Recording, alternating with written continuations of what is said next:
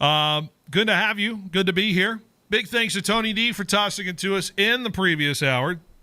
Tony D's show from 2 to 3 p.m. On weekdays, 2 p.m. to 3. You can listen to him live and on demand on the 1430 ESPN app, 1430 ESPNFresno.com website as well, and all the other platforms that we have him on, including that as well. So if you missed this show, you can go to the website, listen to a show on demand once it's uploaded there. Excited for our show today. First, let's get to our sponsor, Lee's Air Hotline, sponsored by Lee's Air Plumbing, Heating, and Roofing. 559-320-1430, the way to reach us, 559-320-1430, the way to reach our show here on this Friday. Lee's Air Weather Check. We're looking at 85 degrees. A beautiful night for high school football tonight. 85 degrees on the docket, just as high as we'll get to today. We'll get down maybe in the kickoff temp decides a time of around 80 degrees when it gets to 7:30. So that is just perfect weather for this time of year. Of course, tomorrow we have the Bulldogs game, Fresno State game, 91 degrees. It looks like the high temperature for kickoff is at 7 p.m., so I would say it's going to be pretty comfortable tomorrow as well. So be sure to lock in and enjoy that as well. Looking at the schedule today, can't wait to bring it up for you here. We got plenty to talk about, including last night's action, including coming up this weekend as well. We'll have my Benatti Blitz in this hour. We're going to pick all of the football games of the NFL week. Of course, I'm already 1-0, picking the Packers last night. Jordan Love, a very economical performance, and the Packers look like a very tough team out of the gates. Paul Metter is going to be in as well. At the 4 o'clock hour, Paul Metter's previewing tonight's Friday Night Lights game, including some other big games around the region as well. And we'll talk some more Fresno State final predictions for the Southern game and get you set. Get you set for what should be a good sports weekend here coming up. Week 2 of the NFL, college football going on, all of it here in the Central Valley here on this lovely September early month weekend. So good to have you. Good to be here. We're also streaming live on YouTube, Facebook, Twitch, ESPN Fresno platforms is where you can find us. And be sure to tune in there if you want to watch the video portion of our show. So hello to the video audience that's out there. Good to see you. Good to be seen. Anyways, pleased to be joined by a pair of our producers here today who are going to be taking us through the next couple hours. We're taking off the training wheels. We got Sergio here and we got Chloe here behind the glass. Sergio, first of all, how are you doing on this Friday? Oh, we got to get your mic on. Do I have you? I have you on here. There we go. Hell, I hear your voice. There you go. Hello. All right. Hey. How are we doing on this Friday? Doing good. Rested up. Excited to watch some high school football later today. There you go. Chloe, how about you? Great. Having a good day. Had a pretty lazy day. You don't want to talk about maybe your calamity this afternoon that you came in talking about? For the viewers, I slipped down my stairs today. Oh, boy. Maybe sprained my ankle. Oh, boy. Maybe gave myself a concussion. Oh, boy. Who knows? Everything hurts from my ankle to my back to my nail. So you're doing all right? Yeah, we cleaned up the stain and I took some Tylenol. So. There you go. Well, I'm glad you're getting through it, and we're sorry that you had to fall down the stairs that way. And I'm just hope there's no cameras in your house that captured the moment in terms of it. So luckily, no. You have a capture of it in your mind. Anyways, it's good to have you both on. Good to have you guys here, and we're talking a lot of different things sports-wise, including last night. Wanted to just acknowledge the end for the Fresno Grizzlies. The Grizzlies wrap up their season last night, not without a great effort by the team, including a near comeback in the ninth inning. They were down 7-4, pushed it to 7-6, had two guys on. They had the go-ahead run at first and could not get it done. A liner that ends the game, and the Fresno Grizzlies season comes to an end. They lose to San Jose. It'll be San Jose versus Inland Empire. next week for the California League title. So the Fresno Grizzlies season does come to an end. A great season, a lot of fun memories, especially down the stretch, including how great they played down the stretch. Maybe we get a little recap segment with Tim Slack once everything gets settled in. So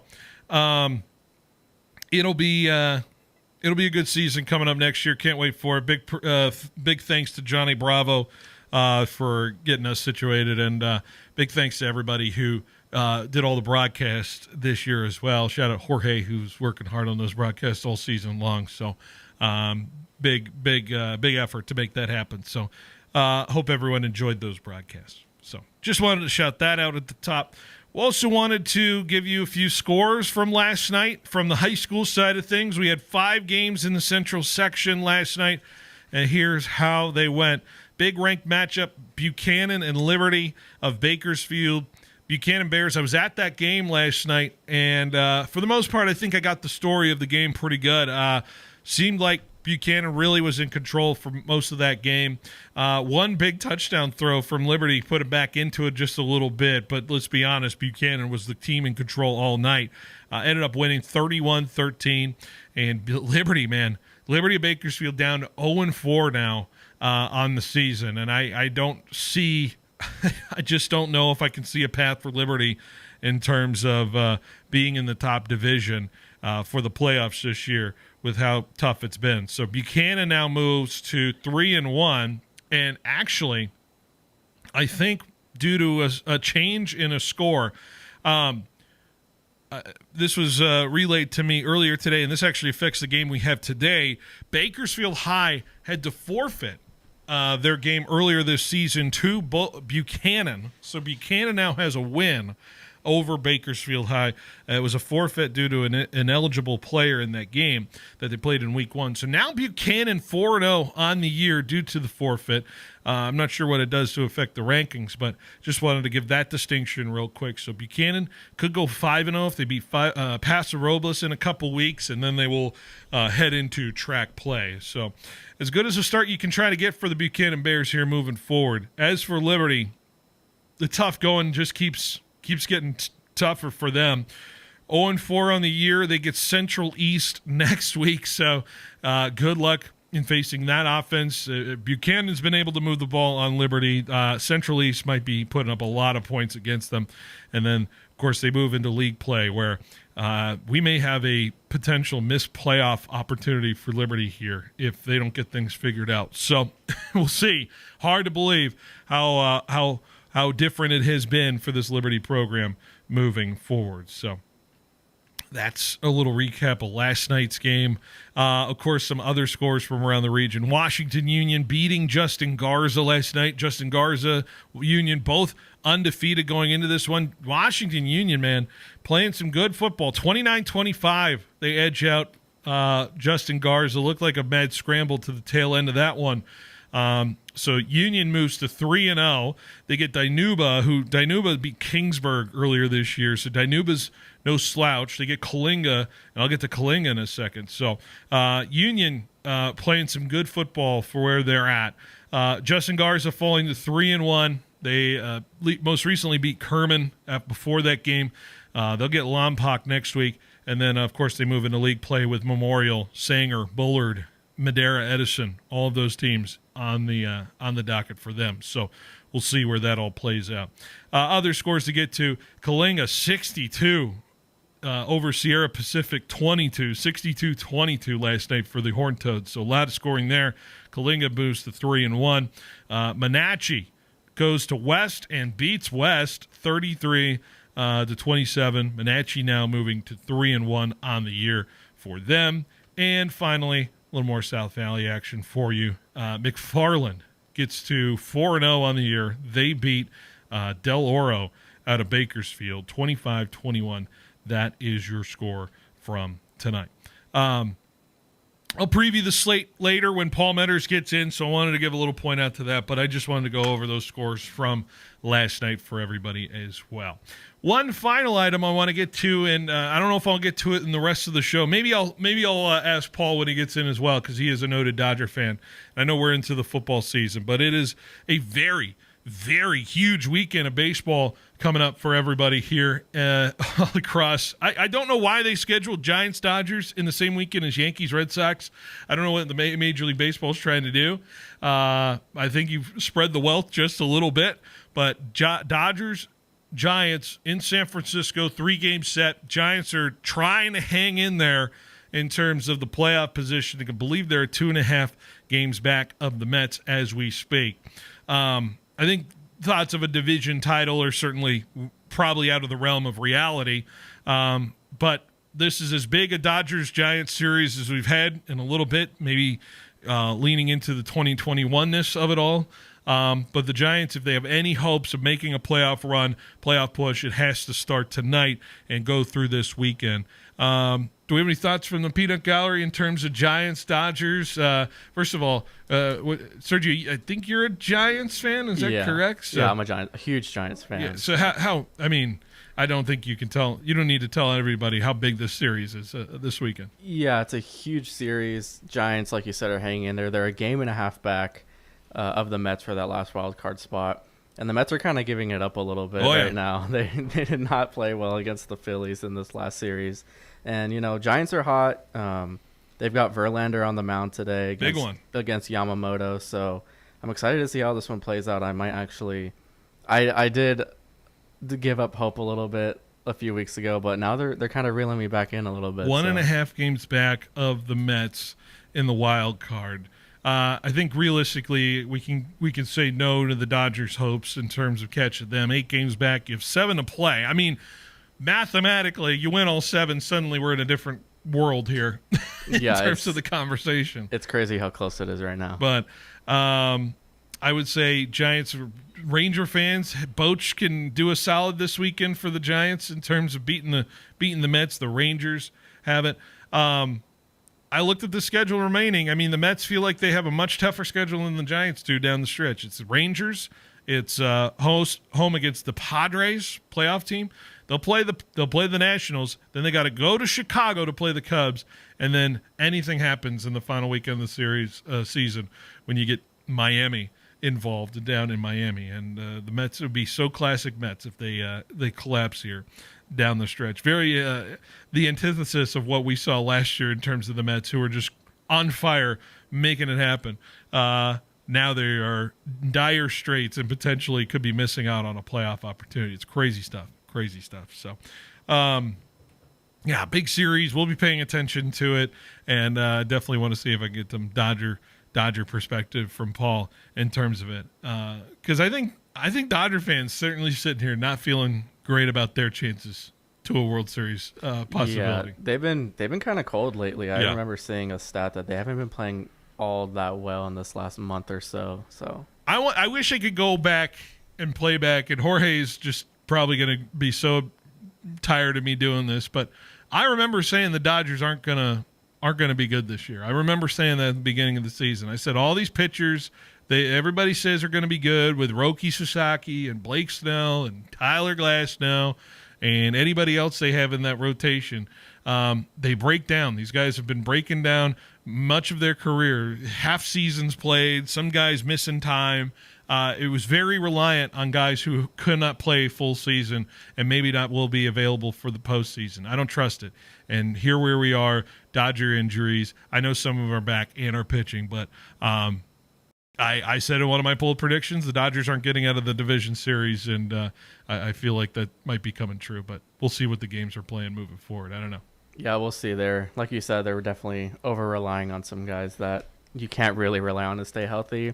And, Giants' number 1 prospect, Bryce Eldridge, took Sasaki Deek the other day in AAA, so I think that tells you all you need to know about that. Call him up now. Come on. Yeah, why not? Let's have 4 first basemen on the roster. Exactly.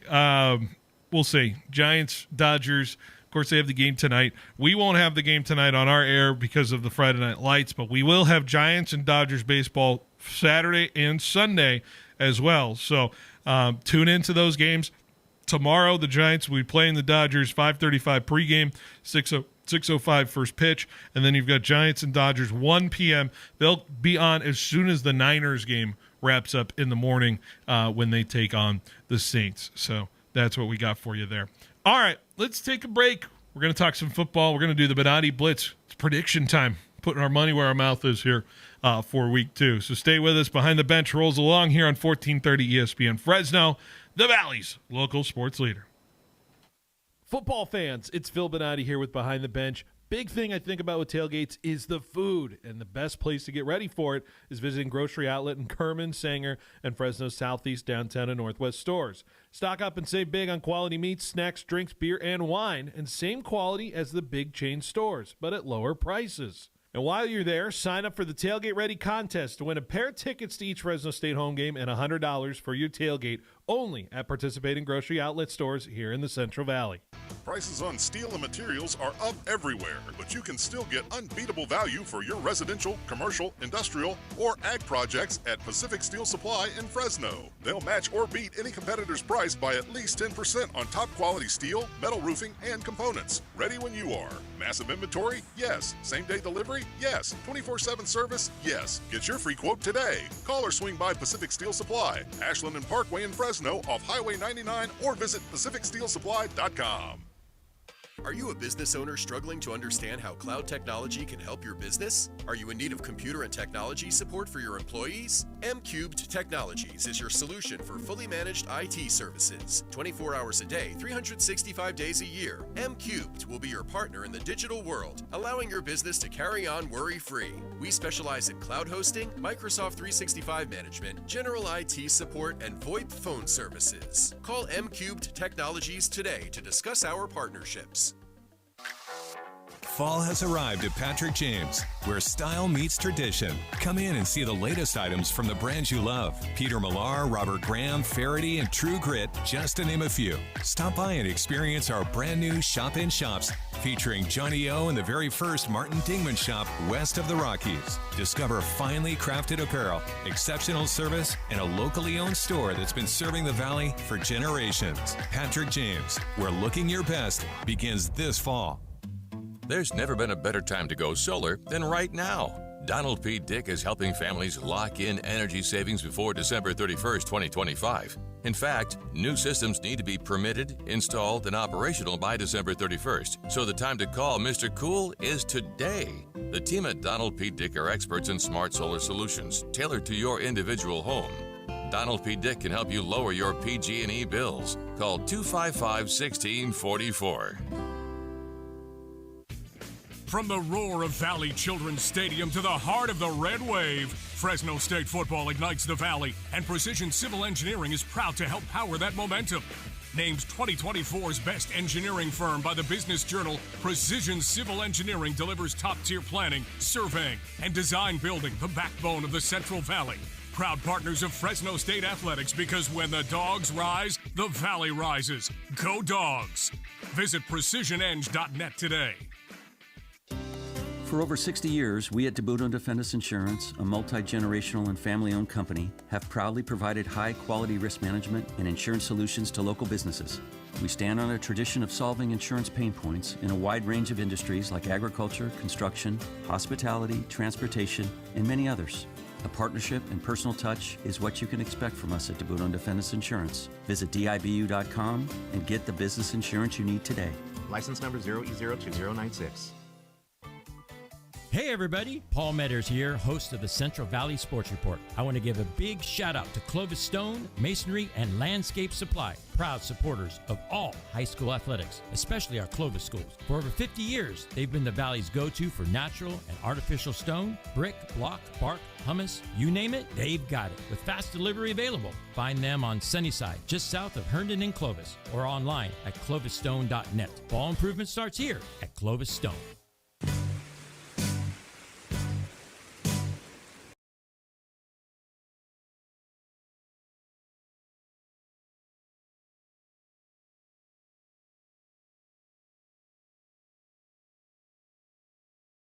Back to Behind the Bench here on 1430 ESPN Fresno, the Valley's local sports leader. We are here live in this 3 o'clock hour, going till 6 o'clock tonight. 5 o'clock. 5 o'clock. We're going till 5 o'clock, and then we'll head on over and get ready for Friday Night Lights between Bullard and Bakersfield High. Can't wait for it.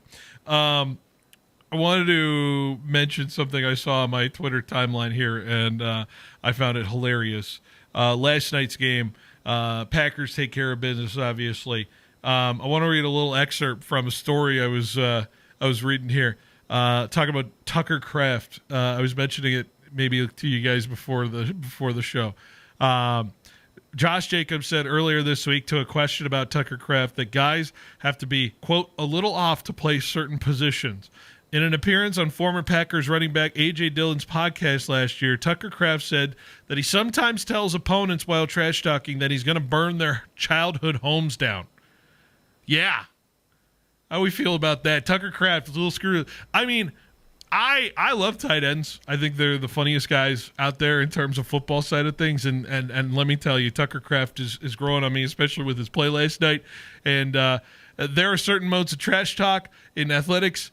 And honestly, I think that's a funny route to go. What do you guys think? Yeah, I agree with you 100%. I think you got to get into your opponent's head somehow. So, I mean, I think that's the best way to do it. And it's just hilarious. Like, he's not going to do it, Chloe. He's not going to do it, but the threat of it makes you look a little psycho. I feel like it would just kind of throw me off guard. Like if I'm getting ready and I'm going to burn your house down, I'd be like, wait.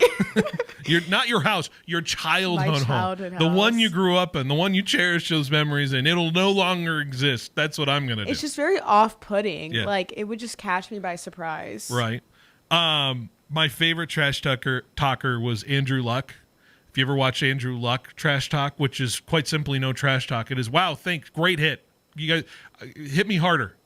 He's like, keep doing it. You're doing great. I love him. Yeah. So, what kind of trash talker would you be, Sergio, if you're an NFL player? Probably try to get into their heads a little bit, kind of Tucker Kraft-ish. Yeah. There is something that I do remember from, like, it's not even really trash talk, but it was a player trying to intimidate another player. It was an Alabama-Tennessee game, I think. Yeah. And I think it was a Tennessee player, like, in the huddle, threw up, like, on the field. Oh, my gosh. Like a lineman, and I think I know this play. He stared at the Alabama defender and nodded like, yeah, I just did that. I love that clip. Chloe, do you trash talk, or I'm sure is there a little bit of, like, gamesmanship when you're competing? There's no trash talk in gymnastics at all. We are a love all kind of sport. Uh-huh. I mean, if I was trash talking like my teammates, so for fun, I was a gaslighter. Okay. I would just gaslight you and get in your head a lot. But no, gymnastics is not that serious. One of my favorites is George Kittle, too. When George Kittle pancakes a guy and he just starts laughing in his face while he has him to the ground. He's just, yes, just like a crazy person, just like a psycho person. So I love it. All right. Let's get to it, right? Because we got a lot to get to with the NFL schedule. And I'm going to ask for some feedback as we go game by game here today on the Bonatti Blitz. We are picking all 15 games, or excuse me, 13 games. We got 13 games on the docket. We're not going to pick the Monday night games. We're going to pick those later next week when we get to our Monday show. So we have 13 games to get to today, and we are going to be picking them throughout. Are you guys ready for another edition of the Bonatti Blitz? Yes, sir. All right. Week 2. Same amount of games, except for a Monday night doubleheader. Can't wait to get to it. Let's go. We start in Cincinnati. The Jaguars and the Bengals playing at 10 a.m. Looking forward to a matchup between Trevor Lawrence and Joe Burrow. How about that for college royalty in terms of this matchup? It's another catfight for the Jaguars. They've relinquished and destroyed the Panthers despite any sort of thunder and lightning making it happen in terms of their performance. It could happen again, except on the football field. I've been high on the Jaguars. I've loved the Jaguars going into this season. The Bengals did not impress me whatsoever in their game against the Browns, which was as best described as a slap fight. I am going to pick the Jaguars on the road to start 2-0 and beat those Cincinnati Bengals. I don't think that's a horrible pick, not going to lie. The Bengals kind of feel like the same as last year. I don't feel like they really got any better, to be honest. I mean, Joe Burrow and Jamar Chase are still there, and Trey Hendrickson, but that's the entire team at this point right now. So I can agree with you on this one, to be honest. I also agree. I have I have the Jags in this game. I can agree with everything you said. I feel like there hasn't been a big change. But the Jags so far, like, they've come out and they've impressed me a lot over the past few years. So I like this. Underdogs. We're all picking the Jags as underdogs. Here we go. Next up, Cowboys, Giants at Jerry World. Cowboys are going to be a big favorite after their performance over Philadelphia. Respectable performance, huh? Shrug. Okay, we'll see how it goes. Looking forward to seeing where it happens from this time. The one unit I get scared about with the Giants and Cowboys matchup is that, yes, the pass rush of the Giants is their strength. Will the Cowboys be throwing that much in terms of a game like this moving forward? But let's be honest, if Russell Wilson cannot score on this defense, then Russell Wilson should no longer be playing football in the National Football League. I could see a benching coming here. Give me the Cowboys to win big over the Giants. Yeah, I feel like this one's a no-brainer. I feel like Dallas is going to take this one. They, as much as the Cowboys fans love to, celebrate their moral victories when they lose, I feel like it's relevant in this game. They did shut down A.J. Brown last week, and I think the defense is going to be too much for New York. I mean, the Cowboys, it's a good pick, but I feel like as a Niner fan, I can't take the Cowboys. And I don't know, I've been really rooting for the Giants, so I'm going to go Giants on this one. Cowboys, 8 straight wins over the Giants right now. Second longest win streak in series history. Dak, 13 straight wins over the Giants, just to keep in perspective. Next up, Bears and Lions. Gotta have a game for both of these teams. You don't want to lose this to go to 0-2 in the division. That'll be tough. The Lions are a contender. They certainly don't want to get there. Lions have won 10 consecutive games, followed by a loss. Longest active streak in the NFL since the Chiefs, of course, a few years ago. Bears, man, they really blew it last week in terms of finishing off that football game. The defense slid. The defense gave up a lot of big plays, and Caleb Williams looked a lot lost as soon as things got a little difficult for him. I don't trust the Bears on the road. I trust the Lions to get it done. Lions have a lot more pieces that I believe in.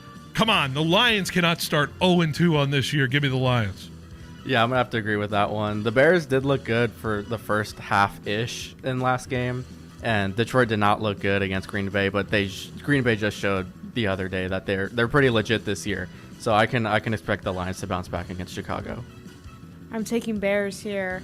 I don't know. I'm feeling good about their defense and everything, so I'm going to go with Bears. I think they can hold their ground.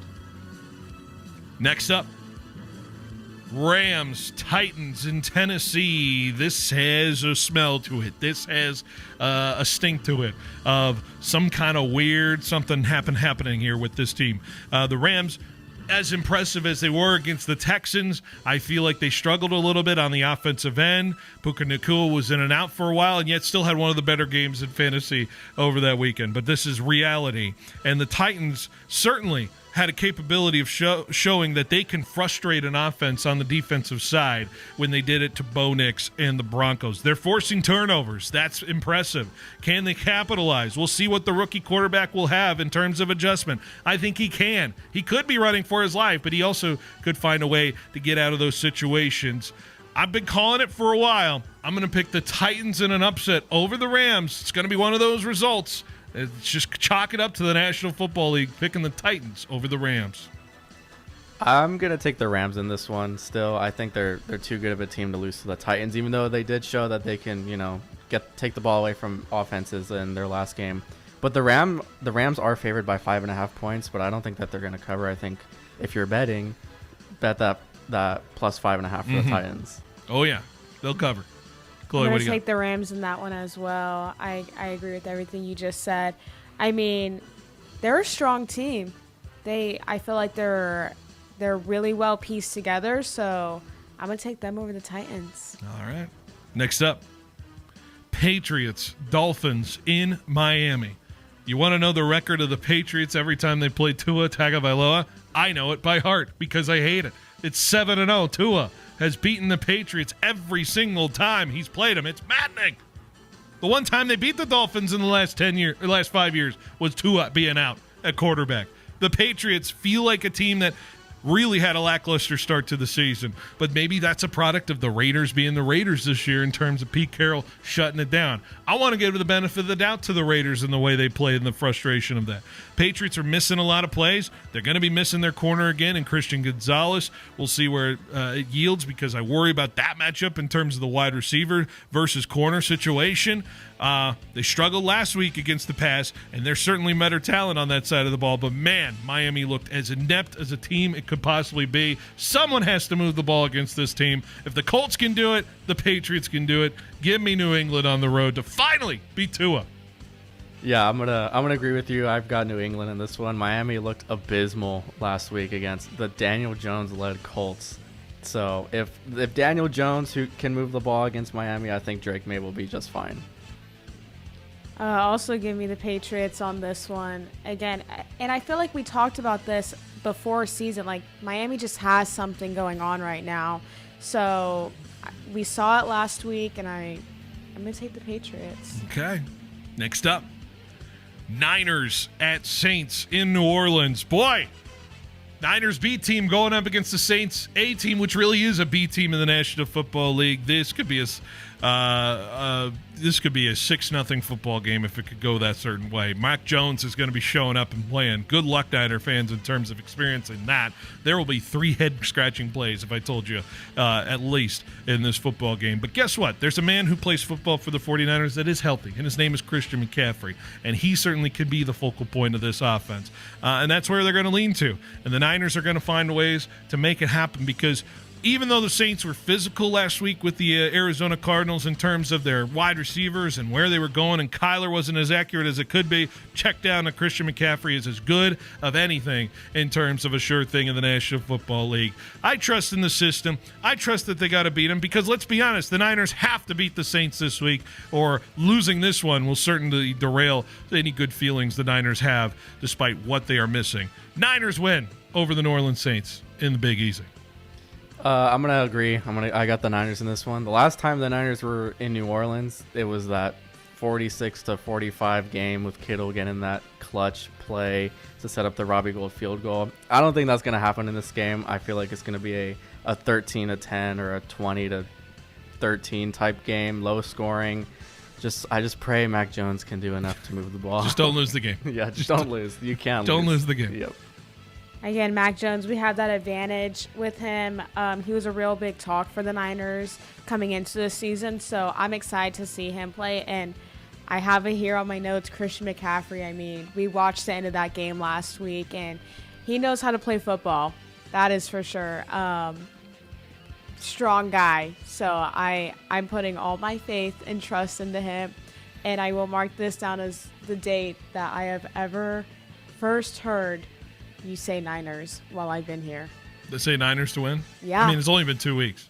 Okay, but you've been trash talking them since I first came a month ago. We got a segment to get through. Let's go keep it rolling. Let's keep it rolling. Next up, Bills, Jets in New York. This is one of the top 5 games I said this week. I'm looking forward to it. Here's a worry for the Bills. The Bills struggled for the most part against those Ravens in terms of a running quarterback, in terms of a running back that was successful in that attack. Obviously, Derrick Henry is a freak of nature, but Breece Hall is not a terrible running back in terms of everything like that. But Justin Fields certainly can do. I'm not saying he's Lamar Jackson. I'm saying he's Kirkland brand Lamar Jackson, maybe, if you're looking for on the cheap end. All that being said, the Bills absolutely demolished the division. How about 24-6 in division games since 2020? Best record by any team in any NFL span. Reminds me of a certain team I rooted for 20 years. Those Brady Patriots. Buffalo's going to win. It'll be tighter than you think. They're going to win over the Jets in the Meadowlands. I am absolutely in love with this Buffalo team this year. I feel like if you can beat that Ravens team, you can beat pretty much anyone in this league. I will give some credit to Justin Fields, though. He looked good last week. He looked like, Justin Fields at Ohio State. He looked confident when he was throwing the football. He's got a guy in Garrett Wilson that can be reliable, but I think the Bills are just too good. I think I'm going to go with the Bills. Bills all the way. Just, again, amazing team. I'm loving how they're looking this year, so I'm going to take them. Next up, we have Seattle at Pittsburgh. Pittsburgh showed up a little bit in the New York Jets game last week. What up, Aaron Rodgers? Is he back? Is he to his old form? We shall see. Of course, this is a much tougher defense than I think he was facing in week one. Seattle really giving a lot of fits to the 49ers in terms of the offensive end. Of course, certainly some factors allowing Seattle to struggle on the offensive side of the ball. It's going to be interesting to see that battle as well between Seattle's offense, Pittsburgh's defense, the pass rush from Pittsburgh, but Pittsburgh also struggling to stop the run. What does Seattle have in terms of the offer of it? Maybe Charbonnet can be that feature back for the Seattle Seahawks going into this game. Going to be an interesting one. I think Seattle can't afford to go 0-1, but oh man, am I feeling like Pittsburgh's going to win? And I hate to say it, I think the Pittsburgh Steelers will. I think the Pittsburgh Steelers will prevail and beat the Seattle Seahawks. I'm in agreement with you. I think the Steelers are going to win. I think DK Metcalf is going to have a phenomenal revenge game against Seattle. I think Aaron Rodgers looked good, last week. He didn't look like a guy who had recently torn his Achilles, and Sam Darnold still got some questions around him, so I'm going to go with Pittsburgh on this one. I'm going to take Seattle on this one. I feel like they're a strong fighting team. I know you guys are really talking up the Patriots right now, but I feel like they're really worked up from last week, and they can't afford another loss right now. So I'm gonna give it to the Seahawks. Seahawks winning over Pittsburgh this weekend. All right.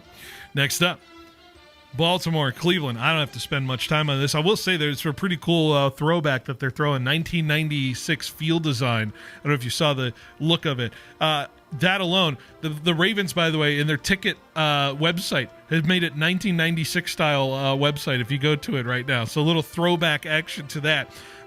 Baltimore looking to avoid an 0-2 start in their season for the first time in history, consecutive 0-2 starts. They haven't done that back-to-back seasons ever.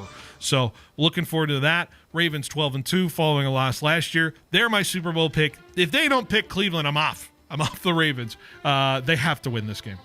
Yeah, I think Baltimore is just too much for this Cleveland team. Joe Flacco is just going to throw like 3 touchdowns for some reason, but I think that's all they're going to score. I think the Ravens are going to win this one in a blowout. Give me the Ravens on a blowout. Huge game. I feel like I can't even say it's going to be exciting. I feel like it's just going to be like I'm just already expecting it. So, give you the Ravens. Next up, Broncos and Colts. We've got 4 games left. Broncos and Colts. It's a horse fight in Indianapolis in the late window, 1 p.m. start.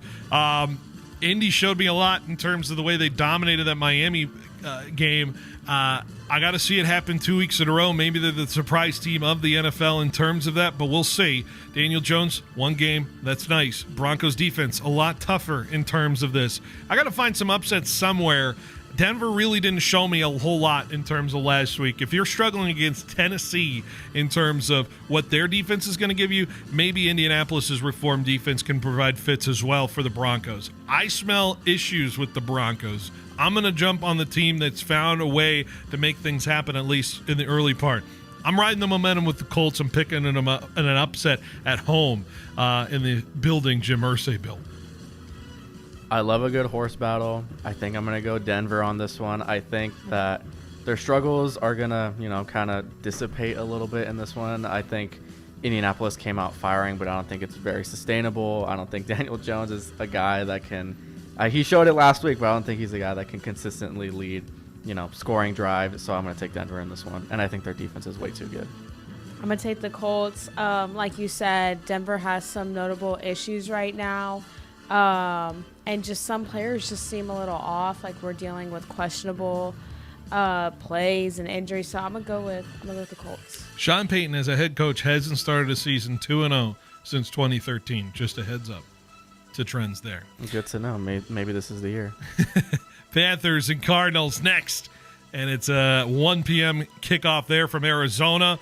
The Cardinals at home to start their season. The Panthers, man, they did not provide a whole lot in terms of what they can do on both sides of the football. Just a real struggle against Jacksonville. I don't know what I see that can change my opinion. Disappointed in that performance, certainly. Could be closer. We could see some more chemistry between those two units as far as Carolina's provided. But, man, starting tough on the road. Got to get to it. The Cardinals are going to start 2-0. I'm picking Arizona to win. It's the battle of the short kings. Kings, there you go. Young and Kyler Murray.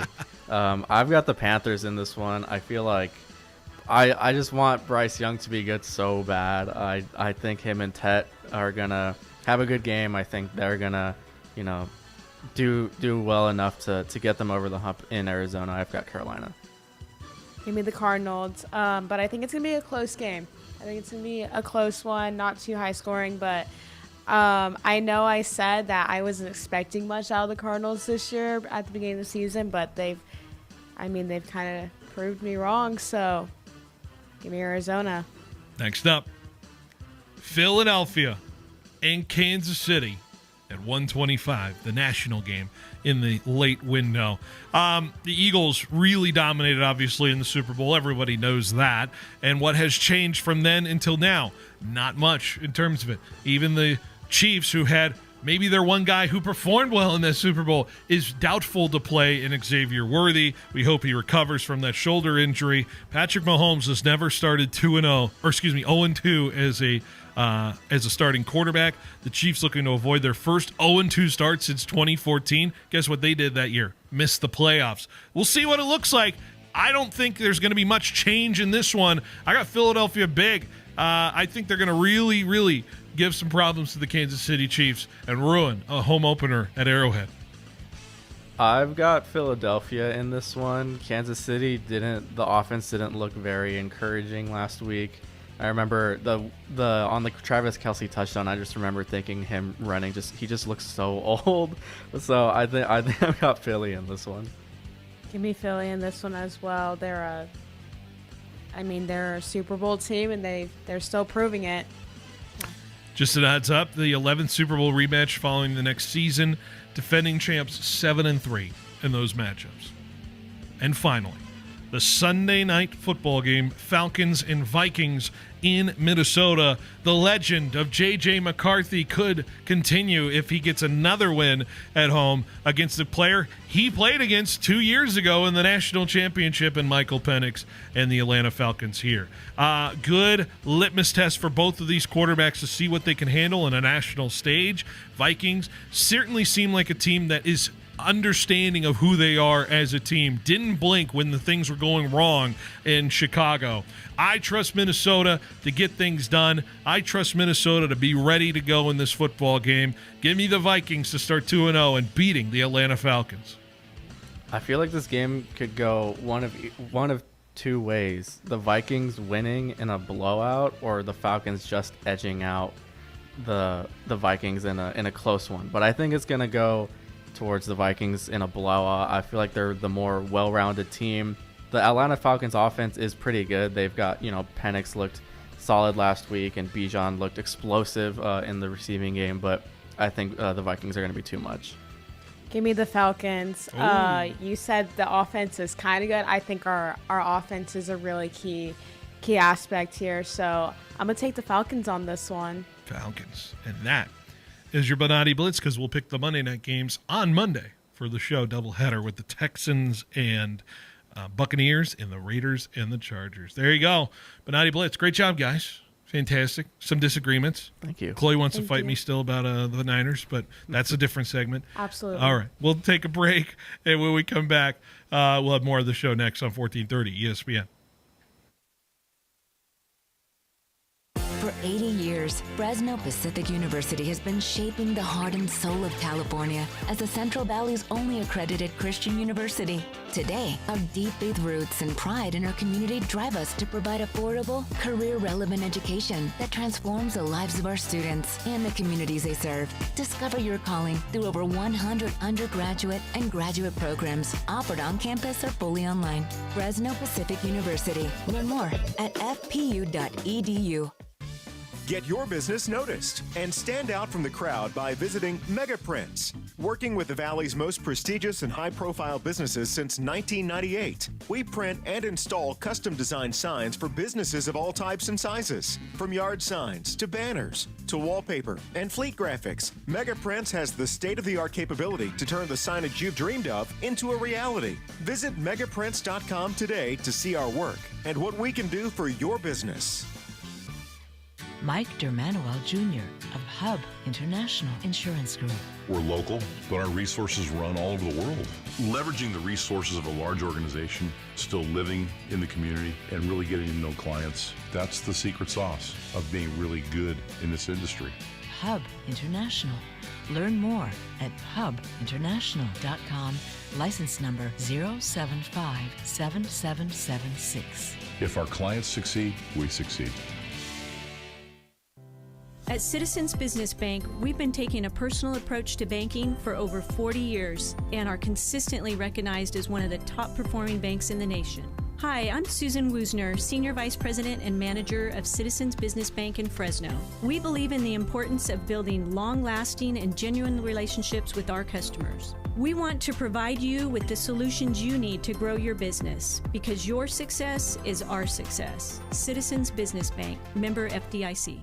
Football season's here, and it's time to upgrade your home team's game plan with Robinson's Interiors. Whether you're hosting the big game or relaxing after a win, the right flooring can make all the difference. From durable hardwood to cozy carpet, Robinson's Interiors has the best selection and unbeatable prices, all backed by professional installation the Valley has trusted for over 40 years. So give yourself home field advantage. Don't wait for the touchdown. Visit Robinson's Interiors in Fresno and Hanford today.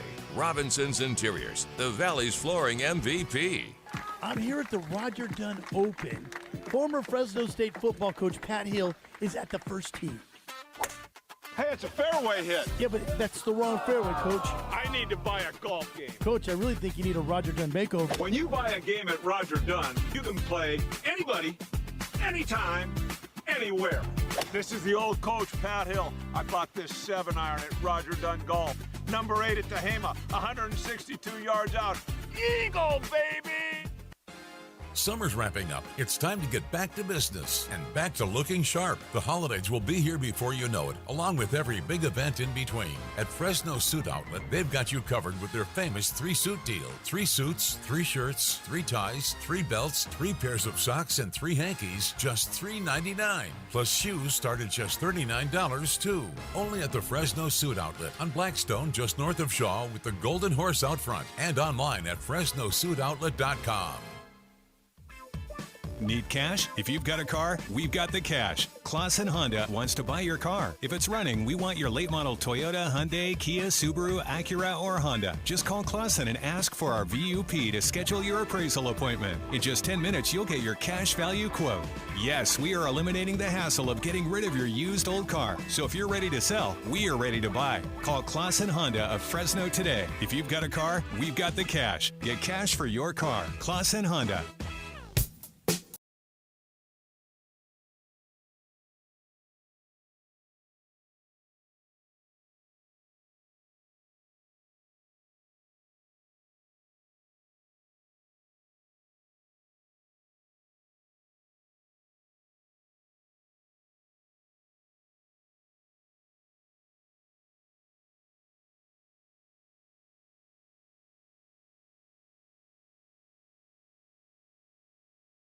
On the bench here on 1430 ESPN Fresno, the Valley's local sports leader. A little bit of time left before we end the hour here and go on our merry way to the next hour, and Paul Metters will be joining us soon. All right, airing and grievances. Airing and grievances, Chloe, what do you got? You want to talk smack about what I've been saying about the Niners? You want to do it in my own little pick segment? Go ahead.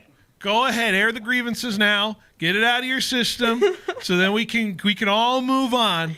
Listen, what do you got? You're making this a bigger deal than it has to be. I'm just a little friendly fire is all I'm saying here. I'm being tough honesty here. I want the Niners to be good. Listen, the Niners. No, listen. The Niners being good is good for business, Chloe.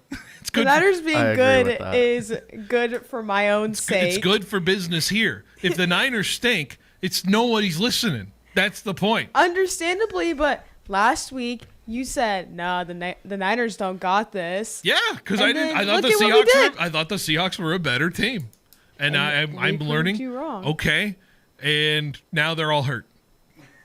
And if you played the Seahawks again, you trust put it me, out there Mac Jones ain't making those throws against the Seattle Seahawks and throwing it to Jake Tonga. I'm giving it to Mac Jones. You Honestly, know what? We still have McCaffrey. I'm not giving it to Mac Jones because I woke up for a Germany game between the Patriots and Colts two years ago, and I will never, ever get that morning back in my life.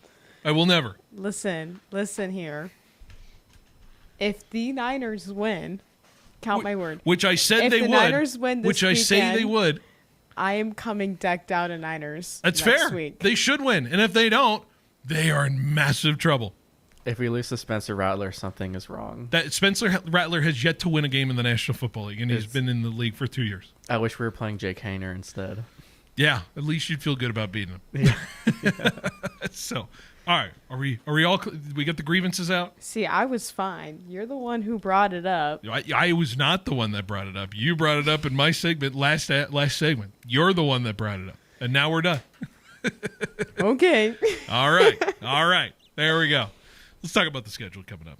Let's do a little palate cleanse of that. Tonight, like I said, Friday Night Lights, 7 p.m., 7:30 kickoff. Grizzlies no longer, obviously, playing tonight with the series being over. So it's A's versus Reds on 790. A's versus Reds. Big game for the Giants because you're an A's fan. You want the Reds to kind of get out of that whole wild card scenario. So the A's can do the Giants a solid tonight by beating the Reds tonight and throughout this weekend. That'll be what you'll be looking for. Tomorrow we'll have the Central Valley Sports Report with Paul Metters from 10 a.m. to noon, live from First String Sports. You can listen to that on 1430. Later in the day, Giants and Dodgers from San Francisco, 5:35 pregame with a 6:05 first pitch, and then we'll have A's and Reds over on 790, 6:30 pregame, 7:05 first pitch. Sunday, keep track here. We got multiple sports going on here. We've got Niners Saints in the morning, 9 a.m. pregame on 1430. Following the Niners and Saints, it'll be Giants and Dodgers at 1 p.m. Following them, it'll be Falcons and Vikings on 1430 as well, Sunday Night Football there. On 790, you have the Rams and the Titans from Tennessee. And then following the Rams and Titans on 790, you'll have A's and Reds from Sacramento. Day baseball, 105 first pitch. Monday, we'll be back. Sportsline Bulldog Hour, Tony D, 2 to 3 on 1430. You'll have my show from 3 to 4. Yes, 1 hour show on Monday because we'll get you set for a Monday night doubleheader. Tampa Bay and Houston, 4 p.m. kickoff. Raiders-Chargers will be over on 790 for you there. All right, we are excited for the next hour. Can't wait. Paul Metters, of course, coming in. We were both hanging at a Buchanan game last night. We'll talk about that. Talk about some other games that were going on as well. Get his thoughts going into this Friday. Interesting, strange slate we have of this Friday night in terms of it. So we'll see what we're going to be looking for in terms of it as we approach the quarter point of the season. So we'll look forward to that. Of course, we'll talk some Fresno State as well. Wrap up our hour, wrap up our week in the next hour. Coming up next on 1430 ESPN Fresno, the Valley's local sports leader.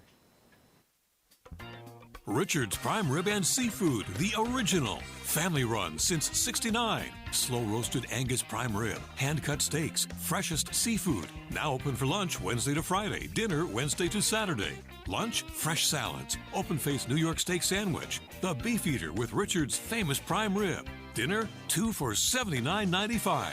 Best deal in town. Drinks, great food, good friends. Richard's Prime Rib and Seafood, the original. Sports fans of the Central Valley, are you ready to step up your game day grilling? Step into the Butcher Boss and discover winning flavors the champions crave. Ask about their 5 for $35 deal, where you can feed up to 5 people for $35 every day. Located right off the 41 north of Avenue 11, stop by the Butcher Boss today and become the boss of your barbecue. Bulldog fans, Marcus McMarron here. On the field, success comes from having the right team. And when it comes to servicing your car or truck, my team is Ed Dina's Auto Center. Huge selection, unbeatable prices, and the service you can count on every time. Don't wait till the fourth quarter. Drive into victory with a vehicle from Ed Dina's. Trust me, this is a game-winning drive. Ed Dina's Auto Center, where Bulldogs buy. Ed Dina's, the dealer in Dinuba that does. Yes, he does. When you think of California business machines, it wouldn't surprise me if you automatically thought 3-cent color copies. It's something CBM has become locally famous for. But now there's something else business owners are calling about: business phone systems. It's a beautiful thing. Copiers, printers, office phone systems, all with one simple call to California Business Machines. 559-225-5570 or online at cbmsolution.com. Football is back, and so is your shot at big wins. With DraftKings Pick 6, the official daily fantasy partner of the NFL, your game day instincts can score you real money fast. Here's the play. Just pick more or less on 2 or more player stats, from breakout rookies to elite QBs, and unlock the upside every snap brings. The better your calls, the better your payout. And here's the kickoff bonus. New DraftKings customers get $50 in bonus picks with just a $5 entry. This season, play your player instincts. Download the DraftKings Pick 6 app now and use the code KFIG. That's code KFIG. Play just $5, get $50 in Pick 6 bonus picks. Make the call. Ride the upside in partnership with DraftKings Pick 6. The crown is yours. Gambling problem? Call 1-800-GAMBLER. Must be 18 plus. Age and eligibility restrictions vary by jurisdiction. Void where prohibited. 1 per new customer. Bonus awarded as non-withdrawable Pick 6 bonus picks that expire in 14 days. Limited time offer. See terms at pick6.draftkings.com/promos. Want to work somewhere fun, flexible, and rewarding? Me and Ed's is hiring. We're looking to expand our team with full and part-time positions at over 40 locations. Join our growing company as a delivery driver or value team member today. For more information on job descriptions or to apply, go online at meandeds.com or visit your nearest location. Me and Ed's is hiring. Fill out an application. The Angie's List you know and trust is now Angie, and we're so much more than just a list. We still connect you with top local pros and show you ratings and reviews, but now we also let you compare upfront prices on hundreds of projects and book a service instantly. We can even handle the rest of your project from start to finish. So remember, Angie's List is now Angie, and we're here to get your job done right. Get started at Angie.com. That's ANGI, or download the app today. You're listening to the home of the San Francisco Giants, KFIG Fresno, 1430 ESPN. This is SportsCenter. I'm Ed Bank, and we start with baseball with just 1 weekend and 2 weeks left in the season. There is action already underway this evening. In the first inning, the Royals, fighting for an AL wildcard spot, lead the Phillies 1-0. Philadelphia is coming off a 4-game sweep at home over the Mets, whose lead for the final NL wildcard spot is down to a game and a half.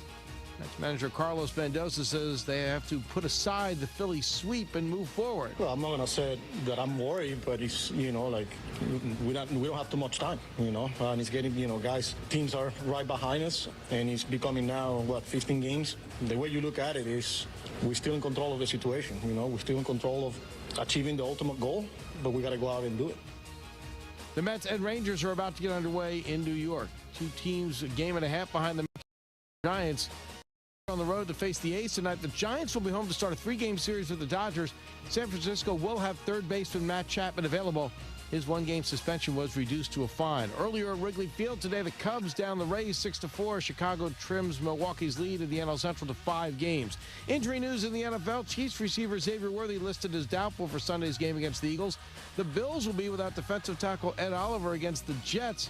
He was accidentally stepped on and practiced on Wednesday. ESPN's Adam Schefter says the injury could extend beyond this week. Steelers cornerback Joey Porter Jr. is out for his team's game against Seattle. In college football, Pitt and West Virginia have extended their backyard brawl matchup. There'll be a 3-year break after this year. They'll play 2029 through 2036. They will also play tomorrow in a game which can be heard right here on ESPN Radio, coverage starting at 3 Eastern. Hey, it's your resident Super Bowl champ Chris Candy coming up Monday. From week 2 in the NFL to 3 huge games in college football, I'll recap it all in my Upon Further Review at 7 a.m. Eastern.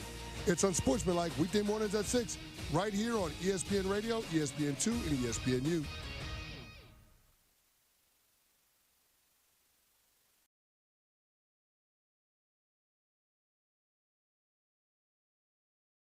He's got the knowledge. Because once again, I have to come on there and talk about how right I am once again in anything that it comes to sports. He's got the questions. I'm going to lose it. Are you kidding me?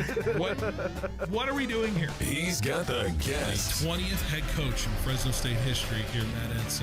Is it hard to believe sometimes still, the 20th head coach here in program history? It's all moved really quickly here over the course of the last 5-6 weeks. But super excited to be here. Phil Bonatti is the voice for the Central Valley sports leader. Behind the Bench starts now. Brought to you by Helena Agri. That's right. Behind the Bench here on 1430 ESPN Fresno, the Valley's local sports leader. Hour number 2 of 2 before we sign off and head on to McLean for Bullard home opener. Hard to believe we're 4 weeks into high school football. We are at the Bullard home opener as they take on Bakersfield. Some things changing right before this game, by the way, in terms of records. So we'll dive into that maybe just a little bit here. But in terms of everything of high school football, everything like that, we are excited to bring in our next guest who is joining us once again on this Friday afternoon ahead of the big night. Paul Metters, my partner in crime for the broadcast tonight, will be with us. Paul, how are we doing on this Friday? It's Friday, Phil, right? It's Friday. I'm excited. You work all week to get to the weekend. Oh, yeah. Right? Full weekend of football. We're broadcasting tonight, obviously Fresno State tomorrow, college football, Sunday and Monday, NFL. Yeah. Right? This is the best. This is why we work hard during the week to get to this moment. Absolutely. Of course, it wouldn't be a full, delicious meal of football throughout the weekend without a little appetizer. And you and I enjoyed a little appetizer last night. We were at the Buchanan home game against Liberty of Bakersfield. And you and I were sitting there watching the game. And I don't know what takeaways we have other than, man, Liberty's in trouble. I would say, in terms of what it looks like. I look at their schedule, Paul. I'm having a hard time looking for 3 wins based on the caliber of what we've seen of them. What was your bigger takeaway? Was Buchanan and the way they played, or was it Liberty and the way they played last night? Yeah, if I had a big takeaway from last night's game, again, I left after the third quarter. Yeah. And I'm going to be honest. I'm going to keep it real. Like, how bad Liberty was. Yeah. Right? We saw that first game of the year. We're like, oh, Liberty gave up 49 points, scored 45, and lost. And then they kept losing and kept hearing a few things and seeing a few things on social media and talking to other media members like, hey, Liberty doesn't have much. And I was there about 45 minutes early before the game. The kickoff actually was about 15 minutes late. So I was there by the ramp, and, teams warm up, and then they go up the ramp and then come back down. And, right, we as media members or fans or whatever, we kind of size up teams. Whether it's baseball, basketball, whatever, we size them up. How do they look? What's the eye appeal of teams? And when watching Liberty walk up the ramp there, I was like, really? This is the mighty Patriots, the former state champs, the back-to-back Central Section champions not too long ago. And, I mean, right, you don't want to disparage a high school team too much, but I'm just saying, Phil, it's just they're 0-4, right? And they might only win 2 games this year, so they got a tough league schedule as well. And yeah, the mighty Patriots have fallen quite a bit. Well, of course, they'll have their issues with Central East. Central East is the top team in the Central section, and then you could play the schedule game of where they'll go. I got at Independence. Tough game. See, Coach Gola's done an amazing job there. Frontier's coming up now, and so you would think Frontier could probably beat them. Centennial's no pushover in a game. It could be even back and forth. Garces, they're a little bit better than last year. Yeah, I think they could beat Stockdale, but I mean, there's no givens here left for Liberty. So with Liberty potentially being out of a playoff spot, that's something we rarely talk about here in the Central section. So. Right, and preseason rankings are preseason rankings. A lot of us had them at maybe 6 or 7, but heck, they're probably not even a top 20 team in the Central section. On the flip side, though, hey, Buchanan looked pretty good, right? They made the most of their opportunities. Ran the ball well? Ran the ball really well. Defense played pretty good. I know they had that long touchdown. I actually don't know how they scored that second touchdown. Yeah, I didn't see it. I left that for 24/7. So. Yeah, it was probably it's 31-7 at one point, so they got a late touchdown. Might have went for 2 late, and that was kind of why they had 6 there. But anyways, Buchanan looked pretty good. So they got, the track play is going to begin. They actually have a bye week. They'll have a bye, and then they have Paso. Yes. And then they're going to start league and they're play. at Clovis to start league play. At La Monica. Yeah, La Monica. Clovis, Clovis West, Clovis North, Clovis East, and then Central East is the run they got. And that's the track, right? That's how good the track is. There it goes. Yeah, Buchanan, ball-controlled type offense, nothing super flashy, just a bend but not break type of defense. We saw a few sacks in that game as well. Their defense is a strength. So I got Ross Wood coming on the show tomorrow, so we'll break down Buchanan a little bit more. I have to acknowledge the change. It's on the record here in Max Press. Just have to acknowledge, and it's about a team that we're placing tonight. Bakersfield now had to forfeit the game they beat Buchanan in, and so now Buchanan sits as 4-0 now.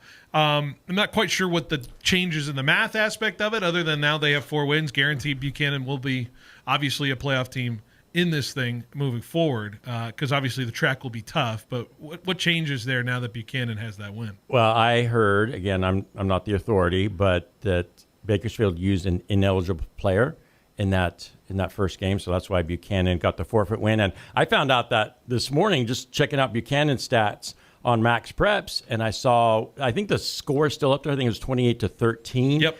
And then I saw the W for Buchanan, and I saw the 4-0. I'm like, what the heck is going on? Send out a few texts. So that's what I'm hearing on that one. Don't hold me to this, but I think that is going to be just as good as just a win on the field as far as the high school ratings go. Yeah. Right? Strength and schedule and all that stuff, right, is going to go into, the factor of where they're going to be ranked, but they have to be ahead of Bakersfield now if Absolutely. You're doing the math of it. And Bakersfield now has to be below Buchanan if we're going to go seeding route in terms of it. So that's a massive change to what the landscape is, because we thought Bakersfield would definitely probably be above Buchanan in terms of the math and the seeding, but that'll change some things in terms of the matchup in the postseason. Doesn't that make tonight's game a little more interesting, right? Right? Yeah. Bakersfield needs a little bit more. And let's talk about it, right? Bakersfield, Bullard, teams who played 8 days ago, teams who played and scored over 50 points. Their offense is starting to roll a little bit in terms of that. Teams that I feel like really could use the confidence of a win like this tonight in regards to where it can kind of push for the rest of the season. Bakersfield is a tough-minded team. Rashawn Sheehy has returned to his alma mater. Bakersfield went through a lull about 4 or 5 years ago, right around COVID even. They were not in a good spot, and coach comes in and reestablishes toughness, a running game. They're actually averaging 11.2 yards a carry so far in the 3 games, 238 yards on the ground. So Bullard's got a big test. They got a lot of speed. Talking about the drillers on the outside, if they could set the edge and contain their running game, they're going to have a pretty good shot. So right, easier said than done. But Bakersfield's going to be coming with a strong physicality and some really, really fast guys on the outside. What do you make of Bullard's start this year? I think we have a higher opinion of what Clovis East provided in terms of that opening game. Yeah. And Clovis East really tough on the defensive side. So maybe we give credit to Clovis East in the way they look. Obviously, they fought through a lot in the Mayfair game, and then they go and beat Hoover and take care of business that way. Is Bullard trending up in your mind going into this game? How do you make of what Bullard's been showing so far this year? All 3 of those games, talk about the Clovis East game at La Monica, the Mayfair game that was 15-9. It was a team they didn't know much about, and SoCal is a date that they had to fit in. The Hoover game last Thursday, that game was at McLean, but they were technically the away team. So that's why, I see what you did there with the home opener. Tough to tell. I think tonight is, if you know about high school football, I think, you pointed, if you saw Bullard's schedule, you point to this week as the telltale game on how good this Bullard football team is, because then they got Clovis on the Thursday the following week. I feel trending up. I'm not sure, right? Like the Hoover game says that they could score a lot of points really quick, a lot of short passes. Tyler Franklin, the quarterback, was 18 of 21 from the field, threw just under 300 yards. Yeah. The skill guys got out in space. That's what they're going to have to do tonight against Bakersfield. Get to some of those one-on-one matchups and hope that your skill guys are going to beat the Bakersfield drillers. But yeah, I don't have a really good pulse on how this game is going to go score-wise, but I think those keys to the game are really important. Obviously, if you right, if those keys to the game go your way, you got a really good shot at winning the football game. Well, I look forward to it, and especially if we don't really have a good feel of where it'll go, it's going to be fascinating to hear what Pat has to say, because Pat just kind of lives in the game in the moment, and he just looks and digests what he has, no preconceived anything. So I think it's going to be an exciting broadcast to hear his perspective of what he's seeing on both sides as well. It's always great for Pat, Of right? course. And you know me, Phil, right? Like I'm the story guy. I bring out stats. I know the history. I know where kids are going, and I definitely defer to Pat on the technical stuff, right? I gladly do that, and he brings just that great dimension of analyzing the defense and looking at the offensive line, and defensive line, and all those great matchups. Let's look around the rest of the Central section. It's strange slate, I would say, in terms of I don't think you have marquee matchups, but you have matchups where teams need to take care of business, certainly this week, in terms of if they want to obviously keep the things going. I think the number one I would go to is the Central East versus Edison of Stockton. We saw what Clovis West did last week against Edison of Stockton.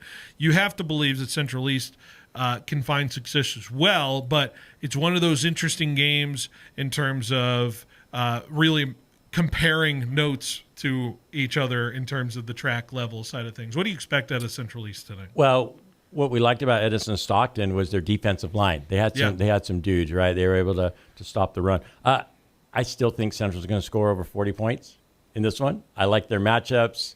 Coach Biggs is a great play caller. He sees matchups that he likes. He gets his guys in great position to make plays. I think that's going to be the case tonight. I think Central rolls. Like I said, it could be another 44 to 14-ish type game.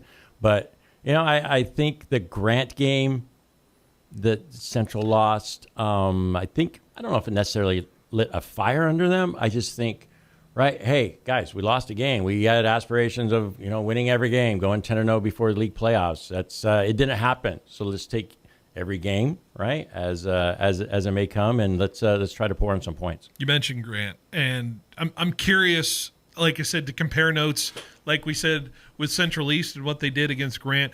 I remember last year's game. That was one of the better games we had last year in the broadcast, was Clovis East beating Grant, big time shootout game at La Monica.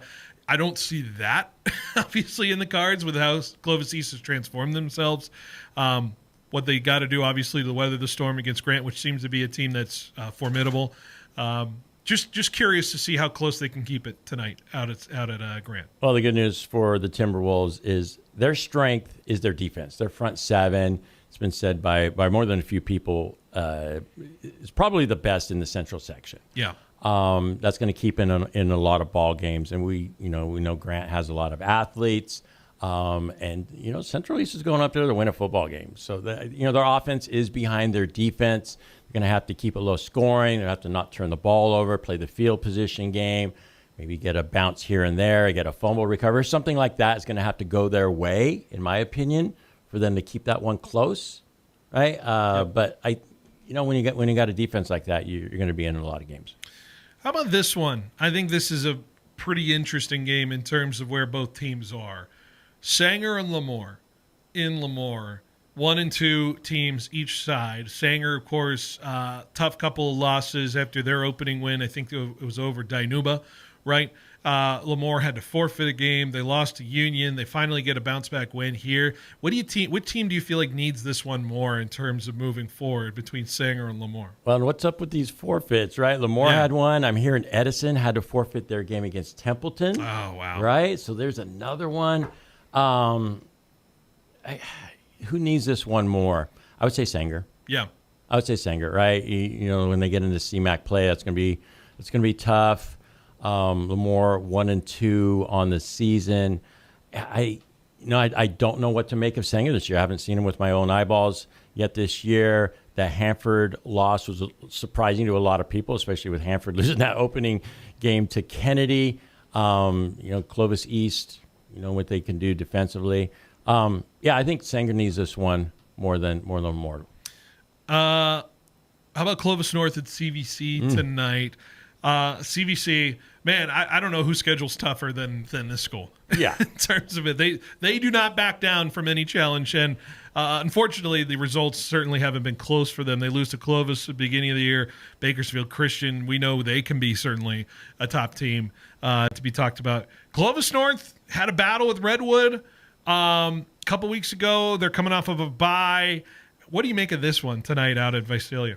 Yeah, I mean, has anybody scheduled harder than as far as like a medium-sized school than Central Valley Christian at the beginning of the year? Yeah.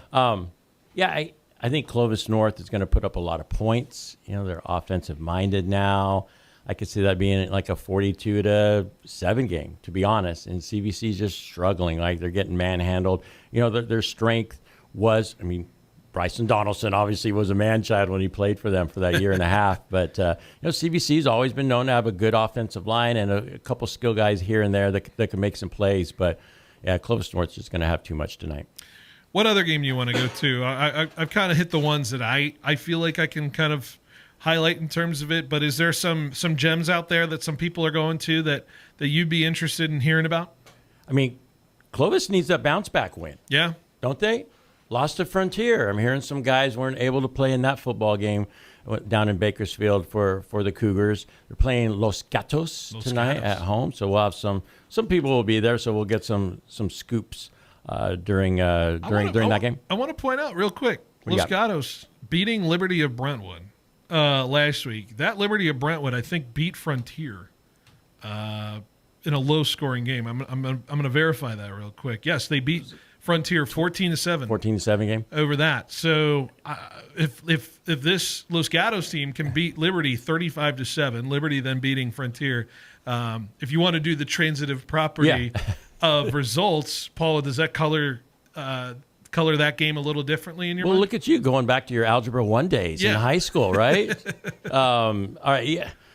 There are some people. So there's a couple pretty active message boards out there that I check out every once in a while, and you make predictions on games, and you could tally it up throughout the year. And there are more than one or two people that think Los Gatos is going to win that game.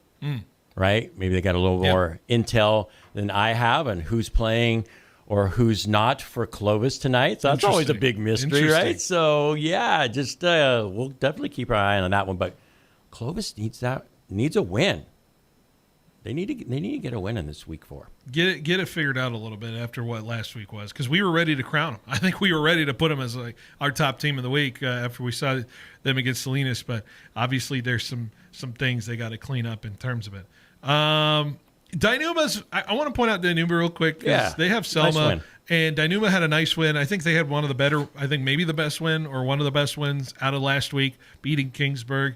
Is there juice there with Dynuma in their team and what they are kind of doing? Have you heard anything from this Dynuma side? Yeah, I have. So C.J. Lester, who I've known for the last 10 years, I grew up in Dynuma, so C.J.'s a great guy, and had him on the show, and I congratulated him after the win against Kingsburg, and he said, "Yeah, Paul, we needed it," right? So, talk about the tough schedule that Central Valley Christian has. Dynuma had a really tough schedule. Opened with Sanger, and so they don't have a lot of gimmies on their schedule. But they're a running football team.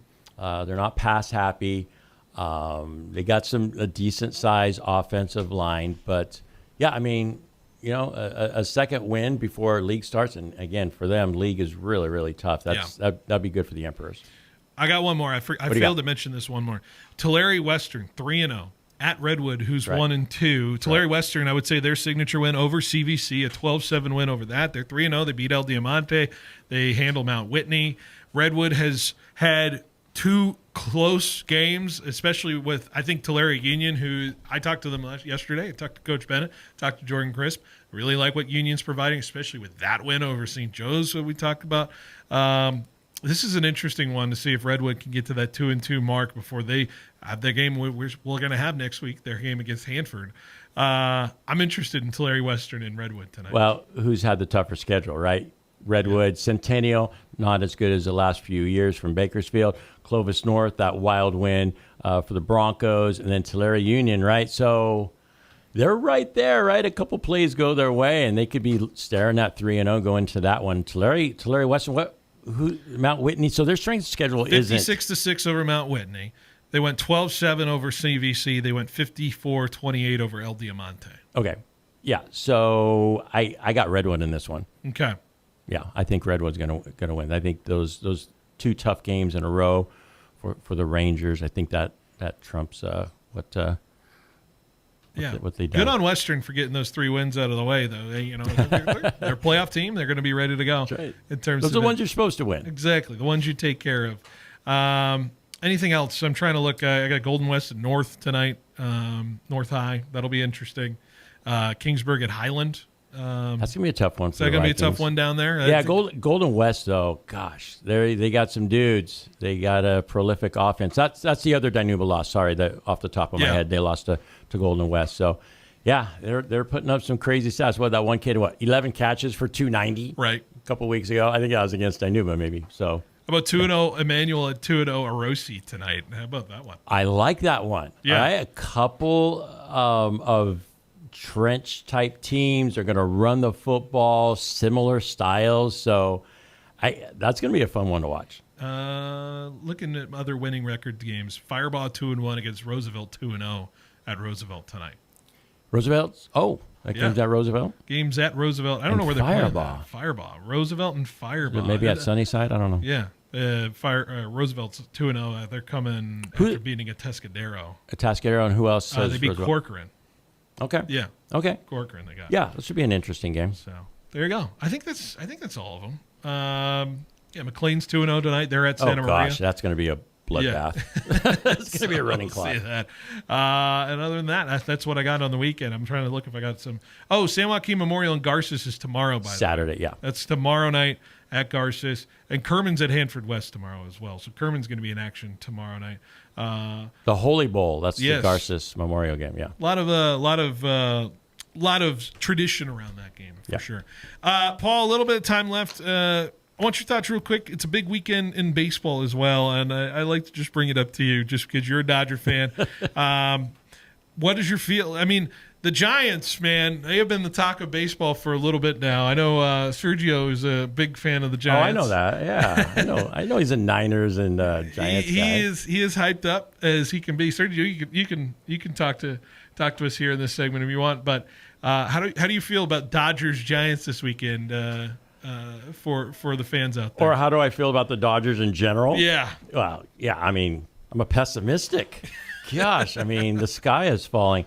Yeah, you let the Giants creep in. And you look at the standings, and right, you're like, hey, the Giants can play spoiler, or they can sneak in and get into the wild card. Right? There's lots of things. Game and a half back of the Mets. Game and a half, and the free falling Mets. Right? Yep.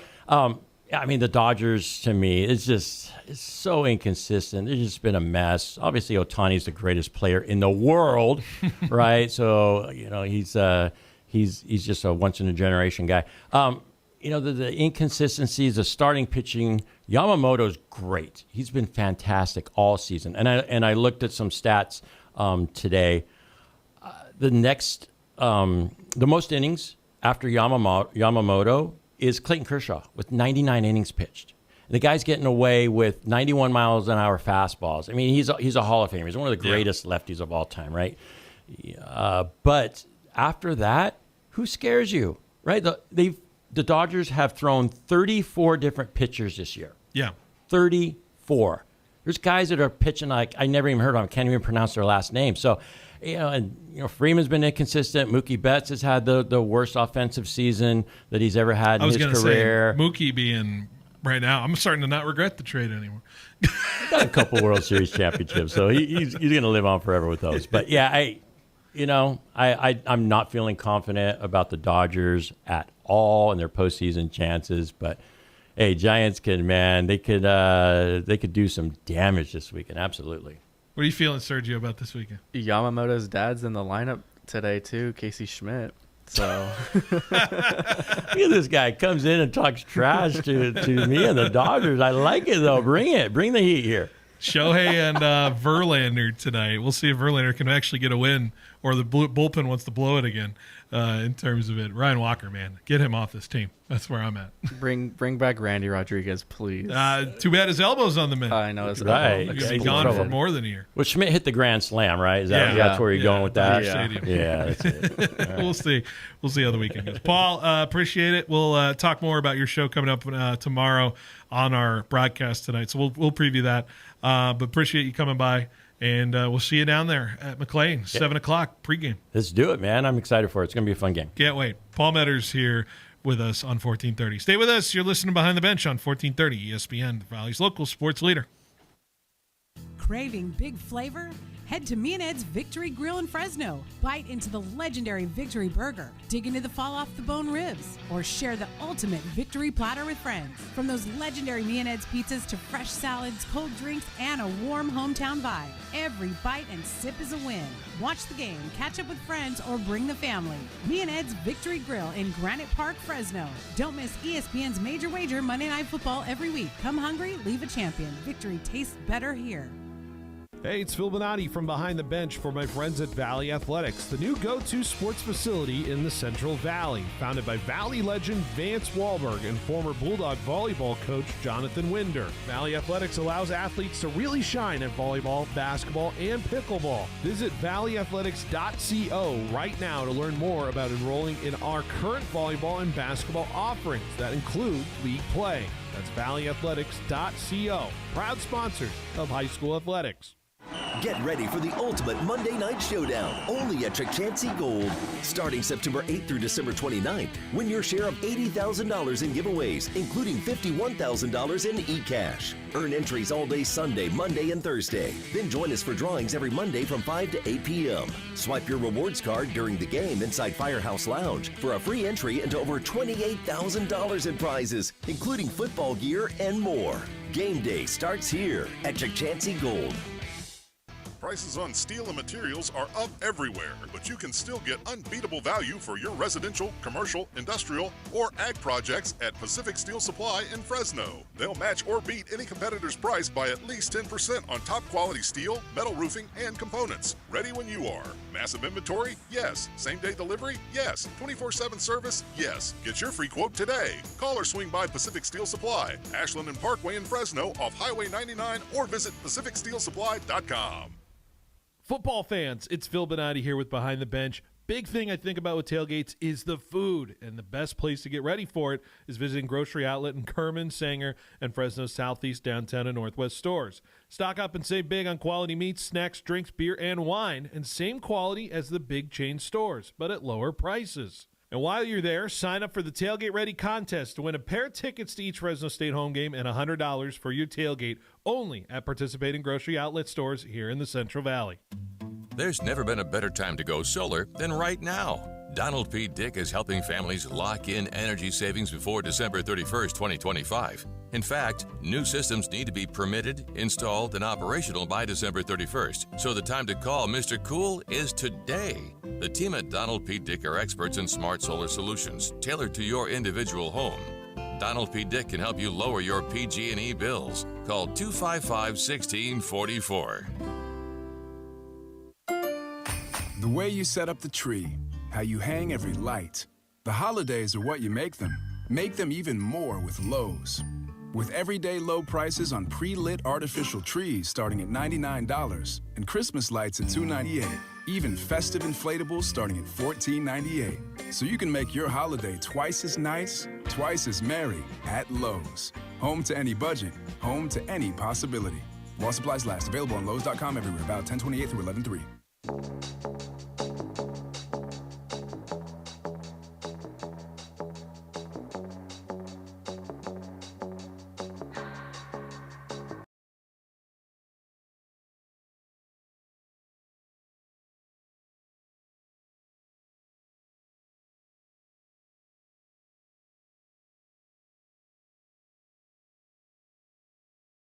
Behind the Bench here on 1430 ESPN Fresno, the Valley's local sports leader. Big thanks to Paul Metters for joining us in the last segment, talking everything Friday night tonight.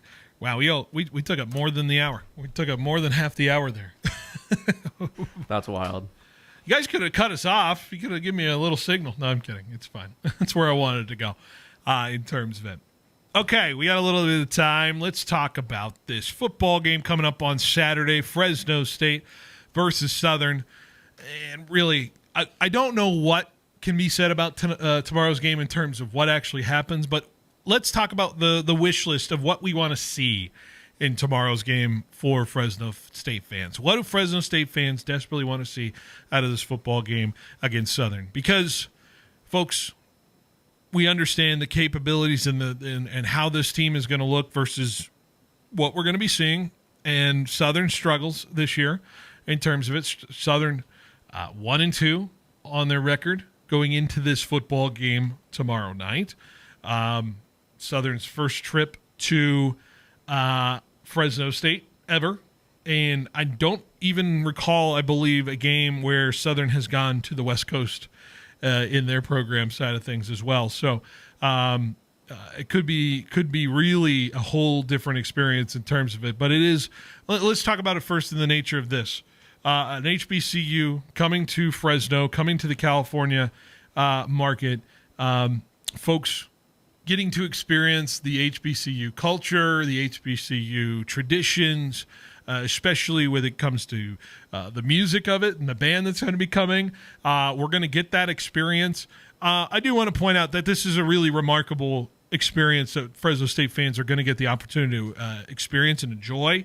And I appreciate the fact that we have that coming to our backyard in the form of a football game. And I'm going to embrace that aspect of the game tomorrow as opposed to just simply what is going to be happening on the football field. I'll start out there. I think this is an exciting proposition for a lot of fans. It's going to be more than a football game tomorrow night. I know it's Heroes Night as well. We're going to be honoring a lot of the heroes in terms of military service, folks who are service members all throughout our Fresno area. So a lot of that tomorrow. I'm excited in the aspect of that. I don't know if you guys are as well. Yeah, that sounds amazing, getting that honor, our military who, sacrificed a lot to keep this country safe and allow us to have a show like this. So, yeah, that's awesome just in and of itself. But, like you said, the HBCU and coming over here and, having the band, Fresno State Bulldog Band is going to have some trouble being the loudest in the It's stadium. going to be tough for our band. Let me tell you, our band's in trouble. Yeah, BMB is very, very good, but I don't think they can, respectfully, I don't think they can compete with I have been a member of the BMB. We would never, I can say it confidently, guys, not touching the human jukebox in terms of caliber. Chloe, what excites you about having the HBCU program here, Southern, and having that experience be brought to Fresno? I think the HBCU program in a whole is just, it's so beautiful to see the diversity that we've seen in college now and in athletics. I mean, I don't know if you knew, like, HBCU gymnastics started becoming a thing a few years ago, and seeing just how much support there's been in all the sports. So I'm really excited to see how this goes in terms of just like how the fans are. Like, I feel like everyone's excited about this game. It's going to be a really exciting game despite the score, despite how people play. It's going to be loud. It's going to be fun. It's a beautiful time to honor military and first responders and all of that. So I'm really excited for this game to see the culture that we're bringing. And I feel like just all the love that we've been giving to these schools. Yeah. And so the historical nature of that certainly will be weighed upon what we are going to be paying attention to with this football game. But a football game will be played. And Fresno State certainly has some things to clean up and what they need to show. And certainly it'll be the business side of that and what they can do in terms of this game against Southern. Let's go through it. Here's something. Maybe I'll start when we go around. What's one thing I think fans are going to be looking for? And I think I have the obvious answer to start here. And the obvious answer is, can we see a passing touchdown from our offense? We are 3 games in, and we have yet to see a passing touchdown from E.J. Warner.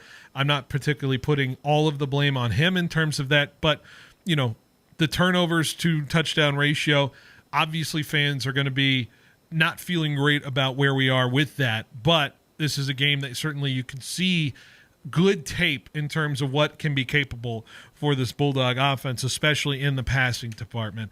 I know it's not going to quell the concerns of where Fresno fans are going to be because, yeah, you put up 5 touchdowns, or if you're going to do that, it's going to be against a lesser caliber opponent.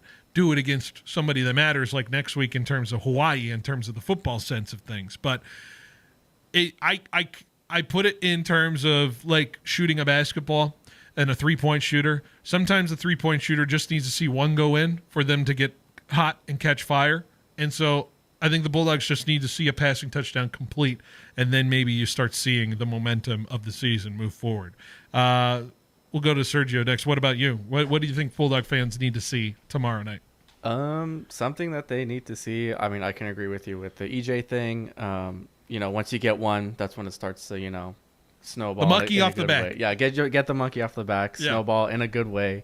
So you can get that passing offense going. But I think, something they can expect to see is, the run game be as consistent as it has been. That's Fresno State's bread and butter. That's what's, won them games recently. And I think to keep that consistent, I think that'd be huge for the offense. How about a bold prediction from me? I said this in the Barkboard thing. How about 4 players with at least 75 yards rushing tomorrow night? I can see that. They had four guys, excel last game. Spread the wealth in terms of it. Chloe, what's something Fresno State fans want to watch, want to see tomorrow in tomorrow night's game? Also, in terms of offense, I feel like we've proven that we have a strong offense and we can utilize it. But, we got to see it through Warner. That passing touchdown would be huge for us. Just because I feel like it really proves that we know what we're doing. We know who we're bringing onto this team. So, yeah, just kind of seeing how our offense plays out and using all the skills that we have. Yeah. How about, I got another one. How about no targeting? Or no question of a targeting call? 2 games in a row we've had targeting. If we get 3rd in a row, it's shame on us in terms of that. It's it's one shame on you, shame on me, and then everything else like that. I don't know how it all works, but anyways. Yeah, and then you're cooked after that. So let's stop the targeting side of things. I know everyone's going to look at me like Kavion Thunderbird's hit wasn't a targeting. Unfortunately, it's in the record of side of things. And let's be honest, I thought it should have counted towards the fumble forcing of that. But the targeting penalty, let's avoid that. It was kind of an issue, or not kind of, it was an issue last year for this defense in terms of it and some of the penalty side of things. But the Bulldogs overall have been very good in the penalty department in terms of avoiding it. I got a couple other ones that I want to see. Let's get our first kick return touchdown this week. Rayshawn Luke had one, and then it got taken away via a penalty. I'm not trying to blame anybody there. I saw him at the play on the television, and he shakes Coach Baxter. He's like, "I'm gonna get it. I'm gonna get it." In terms of the play, so I want Speedy Luke to get his first special teams touchdown. Actually, let's be honest. I want every version of a touchdown in tomorrow's game. I want a rushing. I want a passing. I want a defensive score, and I want a special team score. Full, complete performance in all departments. I want that tomorrow night as well. Let's get good tape for everybody. Yeah, I think that's a reasonable reasonable request. I have another one. How about holding the lead for the entire game? Yeah, because they were losing at one point to Georgia Southern. They were losing at one point to Oregon State. Lost obviously to Kansas in blowout fashion. So let's hold the lead for the entire game. Avoid the disaster moments in those games where the Bulldogs kind of lull into not playing good football. We knew it in the Georgia Southern game from basically the end of the first quarter to about the middle point of that second quarter. That's as bad football as we saw. And then same with the Oregon State side of things. There were lulls of defensive lapses with the team where they were giving up yards. And obviously, if you had a competent long snapper for Oregon State, that game would feel a whole lot differently for both teams. So that's a good one there too, Sergio. Anything else from you guys? I'm excited about tomorrow's game. I think it'll be a nice little coming out party for everybody. Let's do a little score prediction real quick. Let's do a little score prediction for tomorrow's game. Why don't we start with Chloe this time? Chloe, what's the score in tomorrow night's game between Fresno State and Fresno State and Southern University? I'm going to go 33-7. 33-7. All right. Sergio, what do you got? Give me 56-14. 56-14. They get a couple touchdowns. All right. I'm going to go 52-7. 52-7. We do got to get Dylan Lynch a field goal in there. That's just where I'm at. 7 touchdowns for us tomorrow, and Dylan Lynch gets a field goal, and that touchdown comes maybe against our last unit, or maybe it's early and we get all nervous. How about that? Yeah. I mean, the line's at 35 for Fresno State. So we have a line somewhere. I haven't been able to find a line on the game. It's on ESPN. 34.5. Is that what they got? Or 34 on the dot? I saw 35 on the dot. 35 on the dot. According to ESPN Bet. I would take it. I would take that for sure. So appreciate it. Let's before we end the segment here, I got a little something to tell you, of course. And I got to talk about it here right now. Let's talk about DraftKings. Football is back, of course. We all know that. We had it last night with the Green Bay Packers. And so is your shot to win big. DraftKings Pick 6, the official daily fantasy partner of the NFL. Your game day instincts can score you real money and fast. Here's the play. Just pick more or less on 2 or more player stats from breakout rookies to elite QBs and unlock the upside every snap brings. The better your calls, the bigger your playouts. Bigger your payouts. The plenty of selections going on this weekend in terms of the NFL. Certainly like the Patriots potentially to get a little going. I like some more on some Patriots. Here is the kickoff bonus. New DraftKings customers get $50 in bonus picks with just a $5 entry. This season, play your player instincts. Download the DraftKings Pick 6 app and use the code KFIG. That's code KFIG. Play just $5. Get $50 in Pick 6 bonus picks. Make the call. Ride the upside in partnership with DraftKings Pick 6. The crown is yours.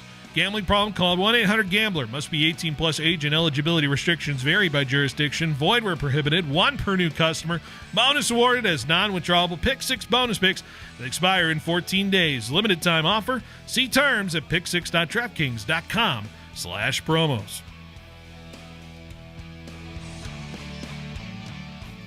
From the roar of Valley Children's Stadium to the heart of the Red Wave, Fresno State football ignites the Valley, and Precision Civil Engineering is proud to help power that momentum.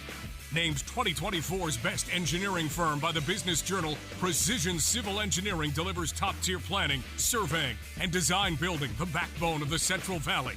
Proud partners of Fresno State Athletics, because when the dogs rise, the Valley rises. Go Dogs! Visit precisioneng.net today. Are you a business owner struggling to understand how cloud technology can help your business? Are you in need of computer and technology support for your employees? M-Cubed Technologies is your solution for fully managed IT services. 24 hours a day, 365 days a year. M-Cubed will be your partner in the digital world, allowing your business to carry on worry-free. We specialize in cloud hosting, Microsoft 365 management, general IT support, and VoIP phone services. Call M-Cubed Technologies today to discuss our partnerships. Fall has arrived at Patrick James, where style meets tradition. Come in and see the latest items from the brands you love. Peter Millar, Robert Graham, Faraday, and True Grit, just to name a few. Stop by and experience our brand new shop-in-shops featuring Johnny O and the very first Martin Dingman shop west of the Rockies. Discover finely crafted apparel, exceptional service, and a locally owned store that's been serving the Valley for generations. Patrick James, where looking your best begins this fall. Mike Dermanuel Jr. of Hub International Insurance Group. That's the kind of relationship we have with our clients. They want to know what's going to happen if they make certain business moves, and we're right there to give them our thoughts and our ideas and our advice. Hub International. Learn more at hubinternational.com. License number 0757776. If our clients succeed, we succeed. And I think that's what we work on every day. At Citizens Business Bank, we've been taking a personal approach to banking for over 40 years and are consistently recognized as one of the top performing banks in the nation. Hi, I'm Susan Woosner, Senior Vice President and Manager of Citizens Business Bank in Fresno. We believe in the importance of building long-lasting and genuine relationships with our customers. We want to provide you with the solutions you need to grow your business, because your success is our success. Citizens Business Bank, member FDIC. Are cracked screens or dying batteries slowing you down? Don't fret! Visit Cellfix today for fast and reliable phone repairs. Our certified technicians specialize in fixing all major brands, ensuring your device is back in your hands in no time. Plus, enjoy peace of mind with our warranty on all repairs. Visit us at our convenient location at 6551 North Blackstone or call 559-765-8044 to schedule an appointment. Cellfix, your trusted partner in phone repairs. Get back to what matters. Stay connected with Cellfix. It was 106 degrees. The Johnsons were sweating, and their AC, dead silent.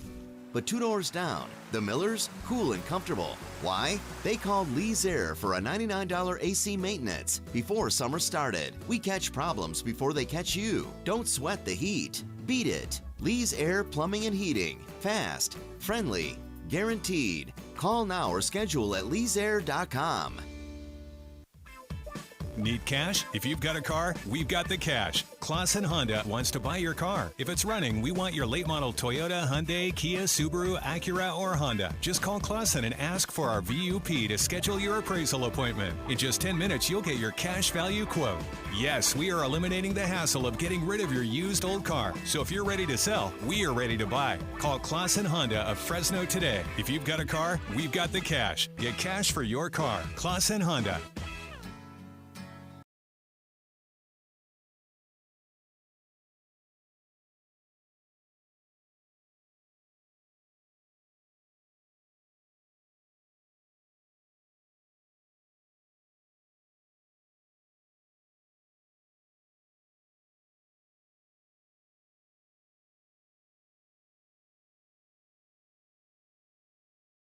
On 1430 ESPN Fresno, the Valley's local sports leader, signing off for the weekend. Excited to have the weekend coming at us here, 5 o'clock.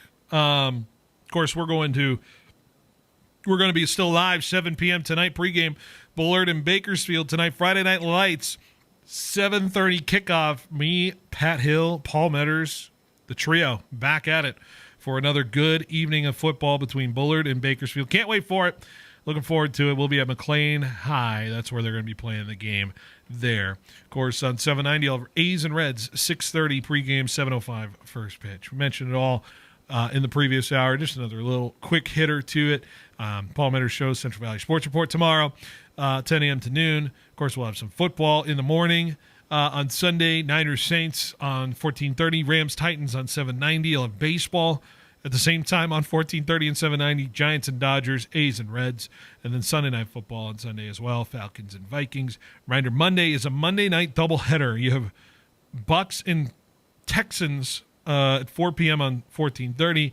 And then at 6:30 over on 790, we'll have the pregame of the Raiders and Chargers. Then we'll bring you that game live locally here on 790. Of course, Major Wager, we're going to be doing the Raiders-Charger game on Monday. So if you plan to go to Major Wager on Monday night, it'll be 7 p.m. when we have our game. We'll start showing up around 6 o'clock or so. But, of course, you can hang and watch the first game if you want to and have a night of it. 2 games at one night. Can't complain about that, I guess, in terms of that. So exciting for the folks at Major Wager. Can't wait to bring it to you.